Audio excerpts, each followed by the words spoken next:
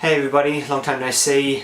It's been a while since my last video, probably over a year now. Unfortunately, I really wish I had more time to do them, but life gets in the way sometimes. Recently I've been doing a lot of renovating on the house, and also we had a baby 10 months ago, a little girl, and she's obviously taking up a lot of our time, but she's pretty awesome.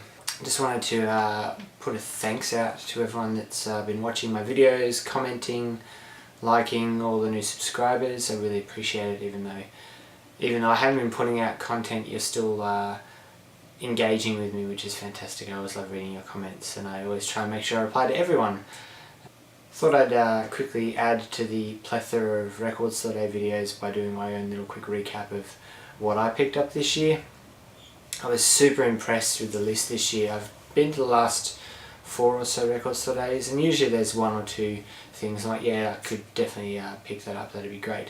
This year there were so many things, I actually had to sort of whittle it down to 3 in the end that I really wanted. Just purely, didn't have the money I could have easily just spent hundreds and hundreds of dollars, but I was good this year. The first record I picked up was Pink Floyd's Piper at the Gates of Dawn mono reissue, which comes in this really cool outer sleeve with the sort of, it's almost like the fireworky sort of ink drop exploding light sort of sleeve with the gold silhouette of the band. I have a first pressing of this, an Aussie one I think it is, either an Australian or New Zealand, I can't quite remember. And it's cool to have, but it sounds pretty terrible because it's definitely been played to death. So it was nice when I could pick this up. It sounds so good on mono, like really nice. Everything's just up front, and you can hear all the nuances in the music, and it's definitely the way that they intended it to be released, I reckon. They did a pretty good job with recreating the sleeve. It's obviously like a recreation of the fold back sleeve. These aren't really folded flaps, it's just printed on. But they did a good job, and it's on a gold Columbia label, which is kind of cool. It comes with a poster, which I won't get out, you've probably already seen it. But yeah, super stoked to get this. It's definitely one of my favourite Pink Floyd albums.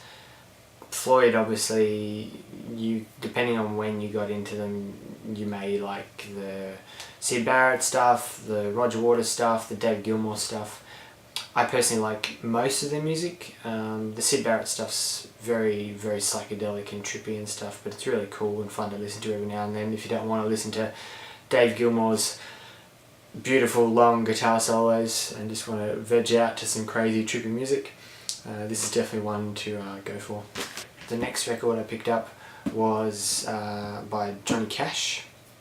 Johnny Cash, I've never really paid much attention to him growing up.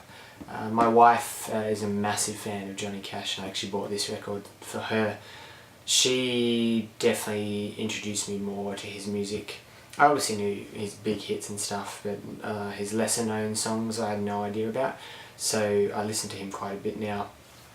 One of our favourite albums that we both love is Johnny Cash Live at Folsom Prison. We already have a first pressing, again I think it's an Australian one, so it was really lovely to see that they were releasing it as a big limited edition set, which is a 5 LP set. The first 2 records are Show 1, LP 3 and 4 are Show 2, and the 5th record is the Rehearsal, which I haven't heard yet, which sounds pretty cool. Folsom Prison is definitely one of those concerts that's gone down in history as iconic.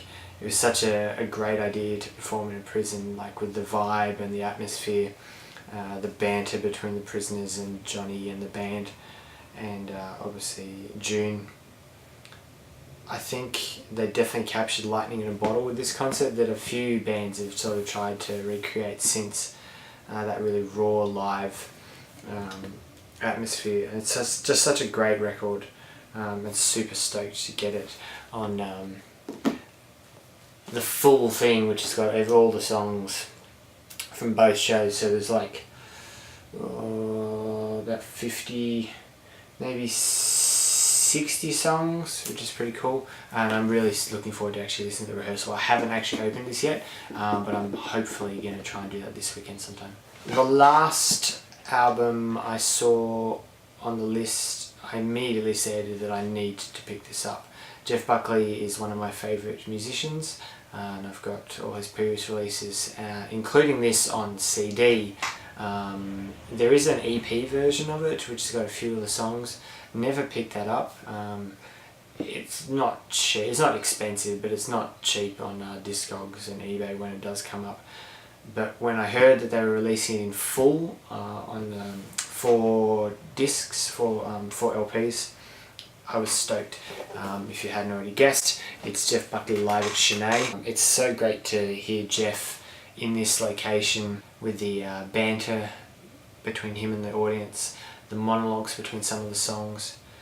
It's just such a great little moment. It would have been awesome. Like if I would have loved to have been there. Just seeing photos of the venue. It's such a small little venue, and being so intimate. Listening to Jeff would have been amazing. It's a great package, really nice and sturdy box. Each record obviously has 2 sides.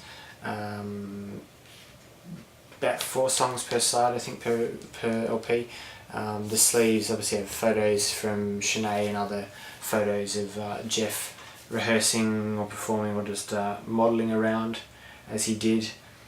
It's a great record. I've put it on pretty much immediately after I got home, and it sounds really, really, really nice on vinyl. Once again, I'm super sorry that I haven't had time to put out any more videos. I'm definitely going to try and remedy that in the future.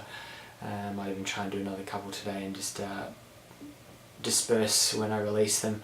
I definitely appreciate everyone's views and comments, and also I definitely try and keep up with everyone's channels.